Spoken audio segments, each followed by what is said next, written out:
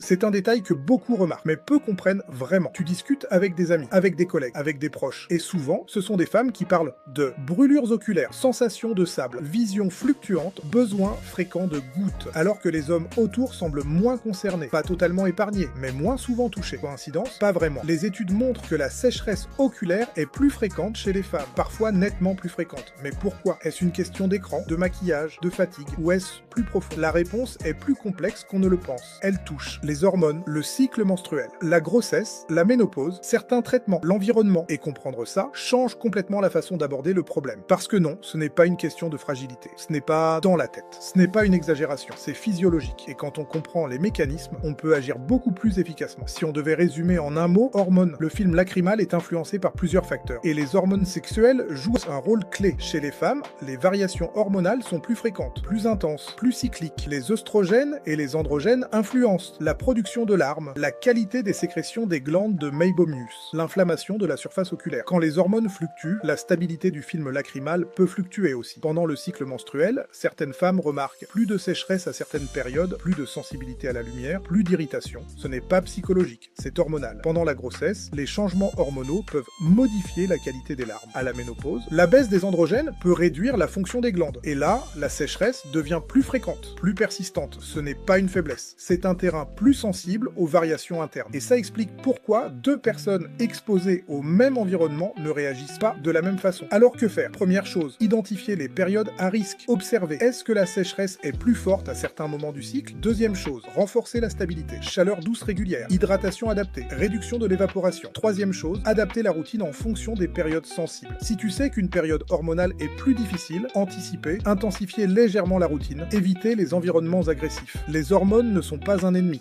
mais elles influencent le terrain. Et un terrain plus fragile demande plus de cohérence. On va parler d'un sujet concret, le maquillage. Pas pour le critiquer, pas pour le diaboliser, mais pour comprendre. Les paupières ne sont pas juste la peau autour des yeux. Elles jouent un rôle essentiel dans la qualité des larmes. Dans leur bord interne se trouvent les fameuses glandes de Meibomius. Elles produisent l'huile protectrice du film lacrymal. Cette huile empêche l'évaporation, maintient la stabilité, évite la sensation de sable. Maintenant imagine du mascara, du crayon, de l'eyeliner, de la poudre. Si le maquillage est appliqué très près du bord des cils, il peut obstruer partiellement ces glandes. Pas toujours, pas chez tout le monde, mais chez certaines personnes sensibles, oui. Et quand les glandes sont partiellement bouchées, la couche lipidique diminue, les larmes s'évaporent plus vite, la sécheresse augmente. Ajoute à ça le démaquillage. Si on frotte fort, si on utilise des produits irritants, si on répète des mouvements agressifs, la surface devient plus sensible, les paupières s'enflamment légèrement. Et l'inflammation chronique est un facteur majeur de sécheresse. Encore une fois, le maquillage n'est pas interdit, mais il doit être adapté. Solution concrète, éviter d'appliquer le crayon directement sur la ligne interne des paupières, choisir des produits adaptés aux yeux sensibles, se démaquiller doucement, nettoyer les paupières régulièrement, faire des compresses tièdes quelques fois par semaine. Ce n'est pas une question d'esthétique, c'est une question d'équilibre. Beaucoup de femmes ont des yeux secs sans comprendre que leurs paupières sont partiellement congestionnées. Travailler les glandes change souvent la donne, sans renoncer à tout, mais en adaptant intelligemment. Autre facteur important, les lentilles de contact. Elles sont pratiques,